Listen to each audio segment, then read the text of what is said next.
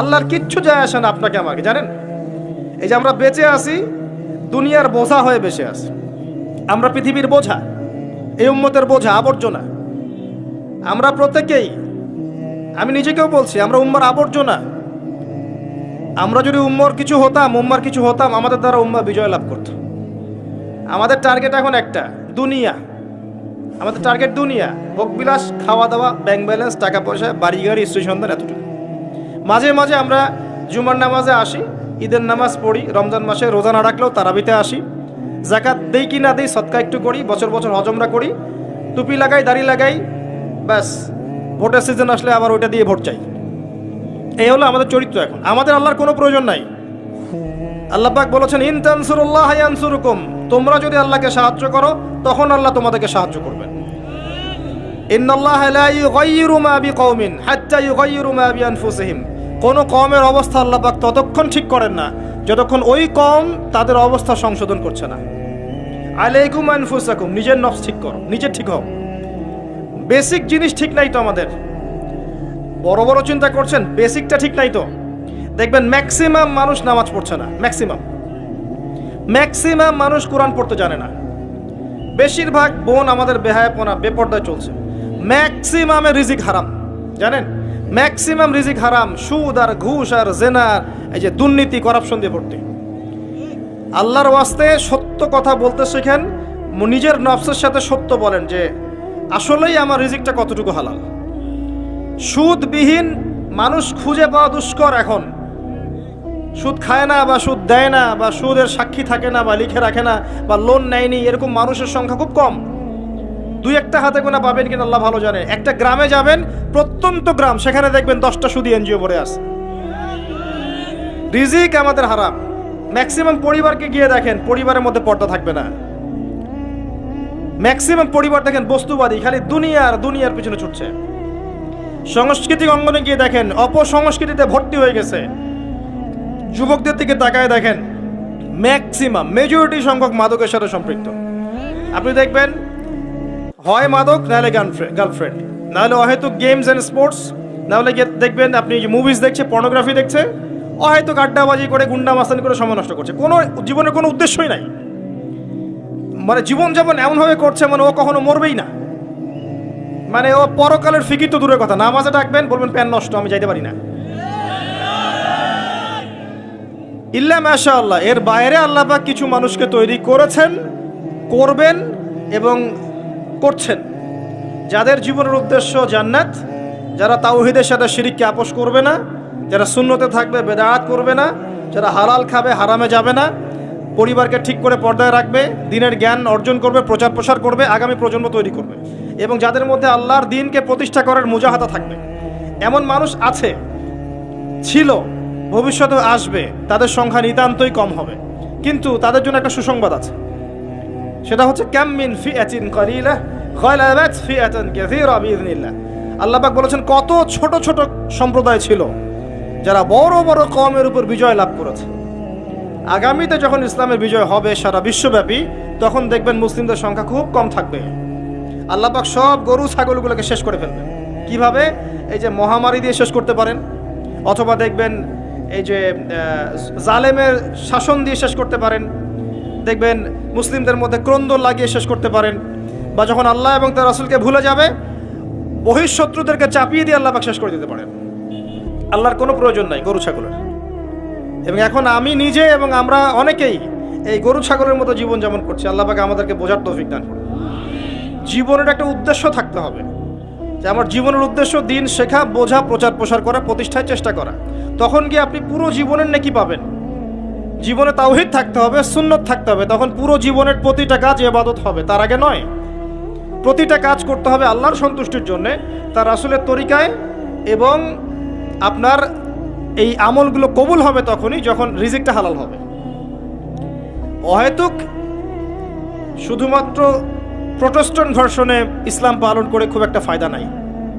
সুবিধা, যতটুকু সুবিধা পালন করলাম, যখন সুবিধা নাই পালন করলাম না। যেটা করলে কোনো সমস্যা নাই করলাম, খাওয়ার পরে মিষ্টি খাইলে কোনো প্রবলেম নাই, খাচ্ছি, মধু খাচ্ছি, ঠিক আছে।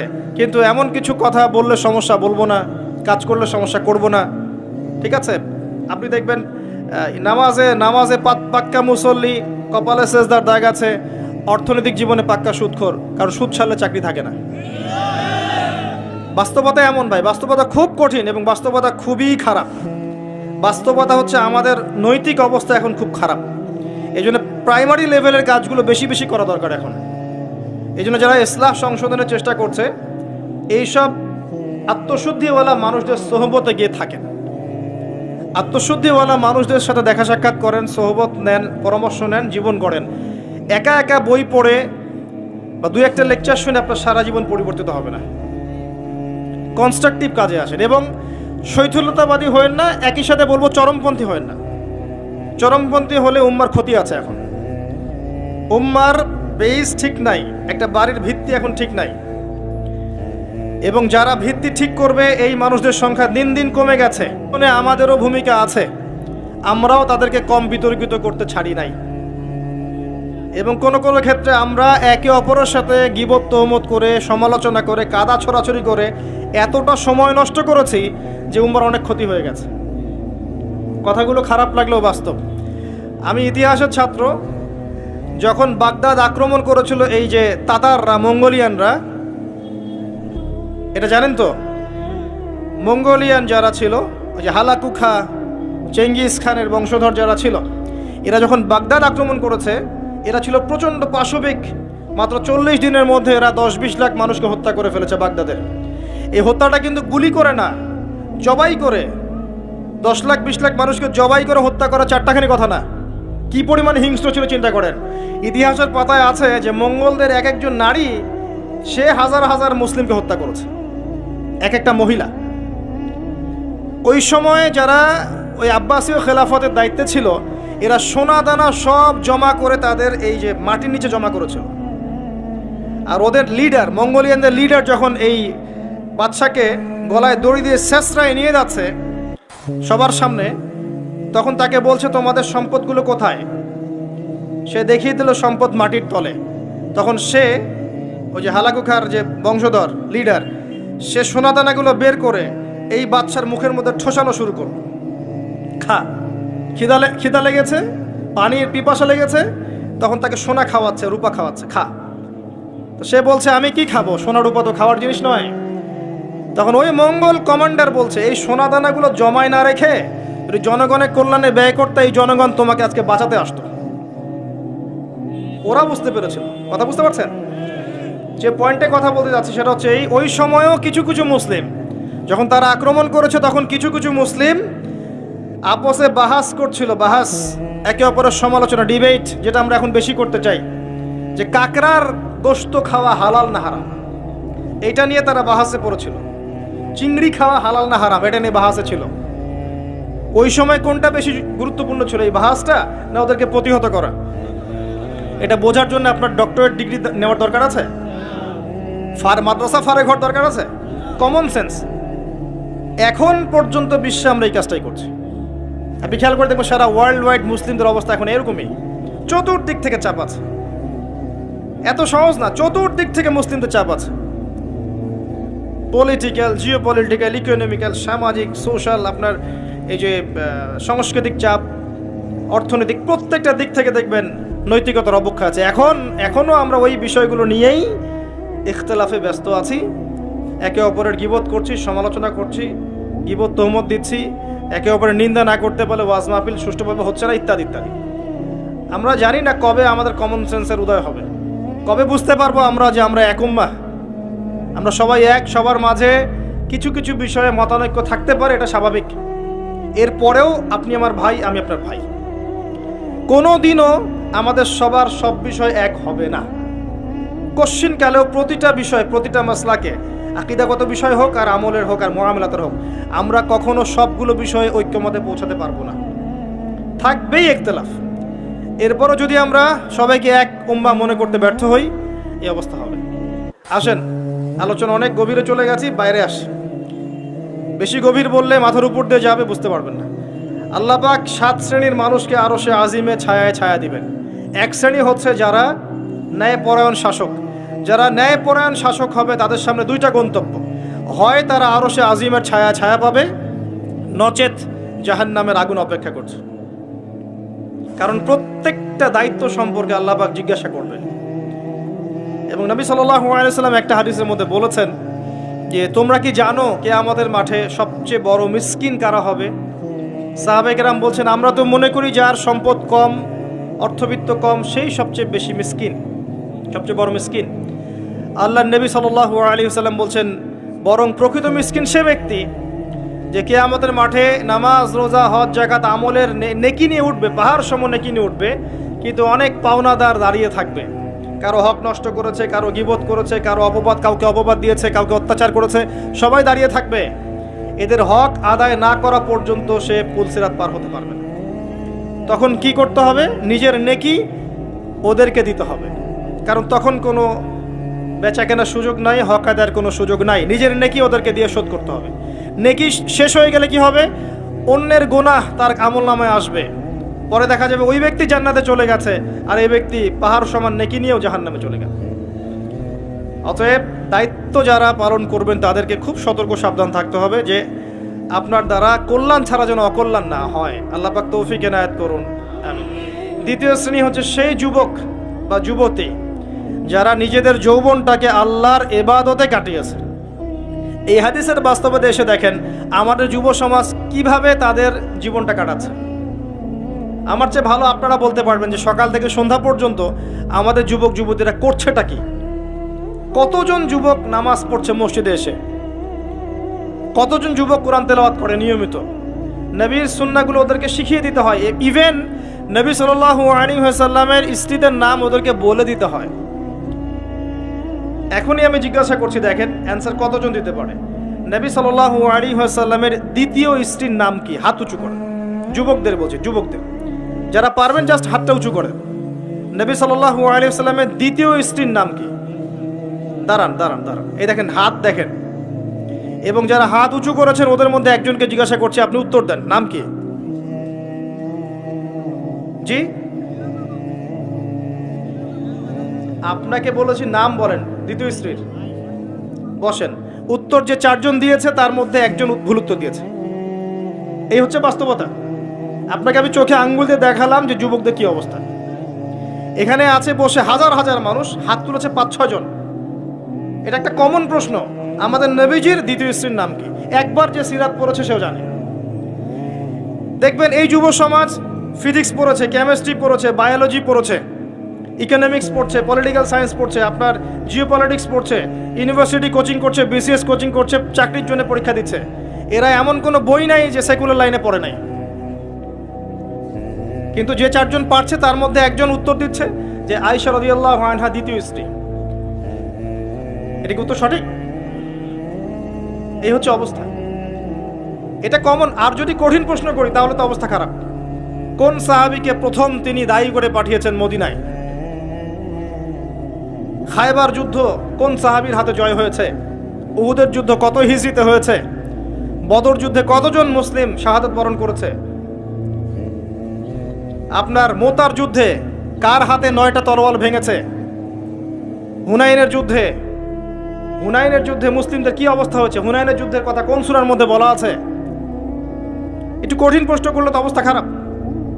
আমি করে লজ্জিত করতে চাচ্ছি না, এই জন্য প্রশ্নগুলো করলাম না। যারা মাদ্রাসা লাইনে পড়েছেন তারা হয়তো উত্তর দিতে পারে, কিন্তু লক্ষ লক্ষ কোটি কোটি জেনারেল পড়ুয়া ছাত্র এরা উত্তর দিতে পারে না। তাহলে এরা কি আমাদের মুসলিম উম্মার অংশ নয়?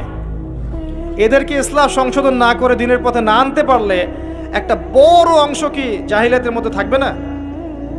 আগামী 10-20 বছর পর দেখবেন এরাই অর্থনৈতিক সেক্টরে যাচ্ছে, এরাই পলিটিক্সে যাবে, এরাই সোশ্যাল দায়িত্বে যাবে, এরাই দেখবেন বিভিন্ন জায়গায় চলে যাবে। তখন আরেকটা মূর্খ জেনারেশন আপনার মাথার উপর চেপে যাচ্ছে। এর পরে যে জেনারেশন আসছে, আমাদের সন্তান, আমার মেয়ে, আপনার ছেলে, এদের অবস্থা যে কি হবে আল্লাহ ভালো জানে, যদি এখন থেকে এদেরকে আমরা সঠিকভাবে মানুষ করতে ব্যর্থ হই। এটা বাস্তবতা। অথচ আল্লাহ পাক আরশে আজিমের ছায়া দিবেন ওই যুবক যুবতীদেরকে যারা তাদের যৌবনকালটাকে আল্লাহর পথে কাটাবে।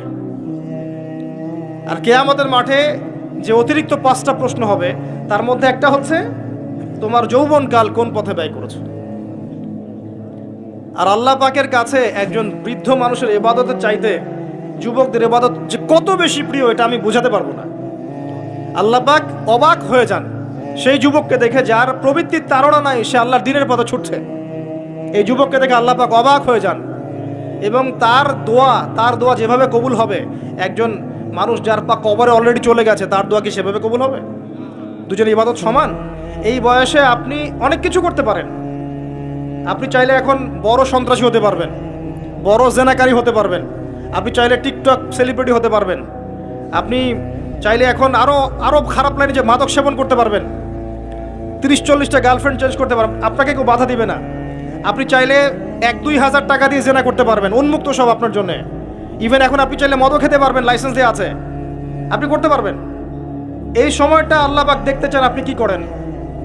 যদি এই সময়টা আপনি আল্লাহর দিকে ফিরে আসেন, আপনি কোরআনের দিকে ফিরে আসেন, সুন্নত অনুযায়ী জীবনযাপন করেন, আপনার জন্য অপেক্ষা করছে জান্নাত। কি চান আপনি সিদ্ধান্ত নেন। শুরুটা হবে অধঃপতনের মেয়ে দ্বারা, মেয়ে দিয়ে অধঃপতন শুরু হবে, মেয়ের সাথে ফ্রি মিক্সিং, প্রেমের সম্পর্ক হয়ে যাবে, এরপর দেখবেন জেনা করে ফেলেছে, তারপর ব্রেকআপ, দুজন হতাশ, কেউ আত্মহত্যা করবে, অথবা কেউ দেখবেন পাইকারি জেনাকার হয়েছে বা রেপিস্ট হয়েছে বা মাদক সেবন করছে বা মিউজিক শুনছে, আস্তে আস্তে আস্তে আস্তে শেষ, লাইফটা শেষ, ক্র্যাশ। এভাবে যুব সমাজ নষ্ট হচ্ছে। অনেক সময় দেখবেন পড়াশোনা করছে, কোনো কারণে রেজাল্ট ভালো হয় নাই, আত্মহত্যা করে বসে আছে। ডে বাই ডে যুব সমাজের সাইকোলজি মেলই হয়ে যাচ্ছে। আমাদের যারা ওস্তাদ সাহেবরা আছেন, বৃদ্ধ প্রবীণ, তাদের যে গাম্ভীর্য আছে, ব্যক্তিত্ব আছে, গলার ভয়েস, কথা বলার অ্যাটিটিউড, ব্যক্তিত্ব, চলাফেরা, এগুলো এখনকার যুবকদের মধ্যে পাওয়া যায় না। আমার কথা ভালো করে মিলাই দেখেন, এখনকার যুবকদের মধ্যে মেয়েলি স্বভাব আছে, কথা বলবে মেয়েদের মতো, অ্যাটিটিউড কেমন জানি মেয়ে অ্যাটিটিউড, লাজুক ভাব, মেয়ে অ্যাটিটিউড, কোনো মানে একটা গায়রত নাই, সৌর্যবীর্য নাই, ফিজিক্যালিও দুর্বল, মানসিকভাবে দুর্বল, শারীরিকভাবে দুর্বল। একটা পাক লাগায় দেন মাঠে দৌড়াইতে, শেষ। 20 বছর 25 বছরে ভুড়ি হয়ে বসে আছে, গায়ে শক্তি নাই, ইভেন খেলাধুলাও করে না, মেশেও না মানুষের সাথে, সামাজিকও না। দেখবেন কেমন জানি আনসোশ্যাল, সারাদিন অনলাইনে পড়ে আছে বা গেমস খেলছে, ইন্টারনেট ঘাটাঘাটি করছে, আর রাতের বেলা সারা রাত নগ্ন ছবি দেখছে, সারা রাত। এত ভালো সাজার কারণ নাই, এগুলোতে ম্যাক্সিমামই আসক্ত, ম্যাক্সিমাম। এবং এটা আসক্ত হওয়ার কারণ আছে, এটা তো ফ্রি, অ্যাক্সেস ফ্রি, আপনি চাইলেই করতে পারেন। আপনার হাতে স্মার্টফোন আছে, আপনার বাবা দেখেন আপনি ফোনে কি করেন, আপনি চাইলেই করতে পারেন। কে বাধা দিবে আপনাকে? কেউ বাধা দেন নাই। আর এই যে গার্লফ্রেন্ড বয়ফ্রেন্ড সংস্কৃতি যখন থেকে ছড়িয়েছে, যা ইচ্ছা তাই করছে এরা। এবং এখন এই কাজগুলো শুধু ছেলেরা করছে না, মেয়েরাও করছে। মেয়েরাও মাদক সেবন করে এখন, জানেন? মেয়েরাও পর্ন দেখে। আর মেয়েদের ড্রেস আপ তো আমি বলার অপেক্ষা রাখে না। নতুন কি প্রোডাক্ট আসলো, নতুন কি কসমেটিক্স আসলো, নতুন কি ডিজাইন আসলো, নতুন কোন সিরিয়াল আসছে, কোন নায়িকা নতুন ডিজাইন ফ্যাশন করলো, সব নিয়ে ব্যস্ত হয়ে আছে। আমি ওইদিকে আসবো পরে। এতটুকু বলছি, এই যুবক যুবতীর জন্য আল্লাহ পাক আরশে আজিমের ছায়া রাখেন নাই। উম্মার জন্যে জীবন দেয়া অনেক পরের কথা, যদি দেশের জন্য জীবন দেওয়ার প্রশ্ন আসে, এরা তাও দিতে পারবে না। আমি চ্যালেঞ্জ করলাম, এরা সেই জেনারেশন নয় যে জেনারেশন 71 সালে অস্ত্র হাতে নিয়েছিল পাকিস্তানিদের এগেনস্টে, এটা সেই জেনারেশন নয়। এই মাদকাসক্ত জেনারেশন কি দিয়ে এটা আপনি আশা করতে পারেন না। নৈতিকতার অধঃপতন আছে এদের মধ্যে, মানবিকতা নাই, নৈতিকতা নাই। রেপিস্ট জেনারেশন, জেনাকারী জেনারেশন, মাদকাসক্ত জেনারেশন, একে দিয়ে আপনি সেই বিষয় পাবেন না। ওটা আমাদের বাপদাদারা করে গেছে। সলিউশন কি? সলিউশন একটাই, এদেরকে নামাজি বানাতে হবে। 5 ওয়াক্ত নামাজি হলে লাইফটা রুটিন ওয়াইজ চলে আসবে, ডানে বামে যেতে পারবে না। এদেরকে প্রশান্তির উৎস দিতে হবে। এদের প্রশান্তির উৎস হচ্ছে একটা কোরআন, এবং দ্বিতীয়টা হচ্ছে এদের বয়স হয়ে গেলেই এদেরকে বিয়ের ব্যবস্থা করতে হবে। তৃতীয়টা হচ্ছে এদের বেকারত্ব দূর করার চেষ্টা করতে হবে। এবং সবসময় একই ধাঁচে বেকারত্ব দূর করার চেষ্টা করলে হবে না। ক্রিয়েটিভ কিছু করেন, আপনার প্রতিভা দিয়ে এমন কিছু করেন যেটা ক্রিয়েটিভ। আপনার ক্রিয়েটিভিটি কাজে লাগান, সমাজকে কিছু দেন, দেশকে কিছু দেন, রাষ্ট্রকে কিছু দেন। এদের প্রশান্তির উৎস হচ্ছে সুন্নাহ, সুন্নাহ মাফিক জীবনযাপন করার অভ্যস্ত, সুন্নাহ মাফিক জীবনযাপনে অভ্যস্ত করতে বলেন। এই কাজগুলো না করতে পারলে, এবং আল্লাহওয়ালা মানুষের কাছে নিয়ে আসেন, আল্লাহওয়ালা মানুষদের কাছে এদেরকে নিয়ে আসেন, সোহবতে আনেন, দেখা করান, আলেমদের কাছে দেখা করান, মেশান, তাদেরকে দেখে তারা দিন শিখবে। আল্লাহর রাস্তায় সময় দিতে বলেন, আস্তে আস্তে দেখবেন ইনশাল্লাহ লাইনে আসছে। আদারওয়াইজ আপনি এই জেনারেশনকে দিয়ে আগামীর ভবিষ্যৎ আশা করতে পারেন না। বাস্তবতা খুব খারাপ। বাইরে যা দেখা যাচ্ছে ভিতরটা এমন নয়। ভিতরে ঢোকেন, দেখবেন নোংরামি দিয়ে ভরে গেছে সব কিছু। অনেক সময় দেখবেন বাইরে থেকে যাদেরকে দেখে পরিষ্কার মনে হচ্ছে, এদের ভিতরেও নোংরামি ধরে গেছে। এইগুলো দূর করার জন্য একটাই ওষুধ, তাসকিয়া, আত্মশুদ্ধি।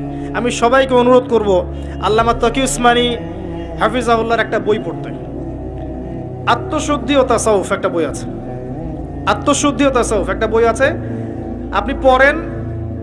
আমি আপনাকে এনশিওর করছি, আপনার কাছে মনে হবে যে প্রতিটা লাইন আপনার জন্য লেখা হয়েছে। প্রত্যেকটা লাইন পড়বেন, মনে হবে আপনার জন্যই লেখা হয়েছে বইটা। একবার বইটা পড়ে স্বাদ মিটবে না, বারবার পড়তে ইচ্ছা করবে। একটা বই পড়েন।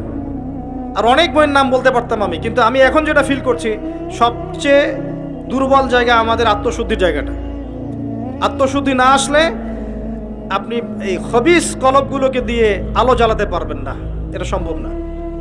আল্লাহর ওয়াস্তে বইটা পড়েন। কিনতে পারবেন? বাসায় লাইব্রেরি আছে কার কার? হাত তোলেন। বাসায় দিন ইসলামের দিনিয়াত লাইব্রেরি কার কার আছে? ইসলামী বইয়ের লাইব্রেরি আছে? ব্যক্তিগত সংগ্রহে লাইব্রেরি করেন। দেখেন লাইব্রেরির সংখ্যা কতগুলো। কিন্তু জেনারেল লাইব্রেরি কয়জনে আছে? হাত তোলেন। স্কুল কলেজ ইউনিভার্সিটির বই দিয়ে ভর্তি কার কার বাড়ি? সবার বাড়ি ভর্তি, মাশাআল্লাহ। তো এগুলো নিয়ে কবরে যাবেন ইনশাআল্লাহ, তাই না? প্রতি মাসে 1000 টাকার বই কেনা কি খুব কঠিন? আচ্ছা, 500 টাকার বই কেনা খুব কঠিন? 500 টাকা তো আপনার একটা রেডিংয়ে চলে যায়। আপনার গার্লফ্রেন্ডকে নিয়ে কফি খেতে যান, 500 টাকা কেন? ও তো 3000 টাকা বিল করে রেখে দিবে। সে তো আপনার টাকা খেতেই আসছে আপনার কাছে। আপনি কি মনে করছেন সে আপনাকে ভালোবেসে এসেছে? সে আপনার অবস্থানকে ভালোবাসে। কে বলেছে সে আপনাকে ভালোবাসে? সে আপনার অবস্থানকে ভালোবাসে। এগুলো তো নষ্ট করছেন টাকা পয়সা। চায়ের দোকানে বসে ইন্টারনেটের মেগাবাইট কিনে ওয়াইফাই বিল দিয়ে অমুক তমুক করে সমস্ত কিছু করে টাকাগুলো নষ্ট করছেন। কিন্তু আপনি চাইলে প্রতি মাসে 500-1000 টাকার বই কিনতে পারেন। কেনা খুব কঠিন? পড়াশোনা করতে হবে। পড়াশোনার অভ্যাস না থাকলে একদিনের লেকচার শুনে আপনার আদতে কোনো উপকার হচ্ছে না। বিশ্বাস করেন, পড়াশোনা করেন, ঈমান বাড়বে, তাসকিয়া হবে। আসেন ওই জায়গায় আসেন। ওই যুবক এবং যুবতী যারা নিজেদের যৌবনকালটাকে আল্লাহর পথে উৎসর্গ করেছে, বিলিয়ে দিয়েছে, তারা আরো সে ছায়া ছায়া পাবে ইনশাআল্লাহ। 3 নাম্বার হচ্ছে সেই যুবকরা খুব ভালো করে শোনেন। সেই যুবক যাকে কোনো সুন্দরী উচ্চ বংশীয় নারী জেনার জন্য আহ্বান করেছে, ওখানে দেখার কেউ ছিল না, কিন্তু যুবকটা বলেছে আমি আল্লাহকে ভয় করি, আমাকে দেখান। এমন যুব সমাজ যারা চরিত্র ইউসুফের মতো আলাইহিস সালাম। ইউসুফ আলাইহিস সালাম হচ্ছে আপনার চারিত্রিক আদর্শ। পড়ে দেখেন সূরা ইউসুফ। আর অনেকে সূরা ইউসুফকে ইউসুফ জুলাইখার প্রেম কাহিনী বানিয়ে দিয়েছে, তাই না? এগুলো কিন্তু মিথ্যা সিরিয়াল দেখছেন, এগুলো ভালো না সিরিয়ালগুলো।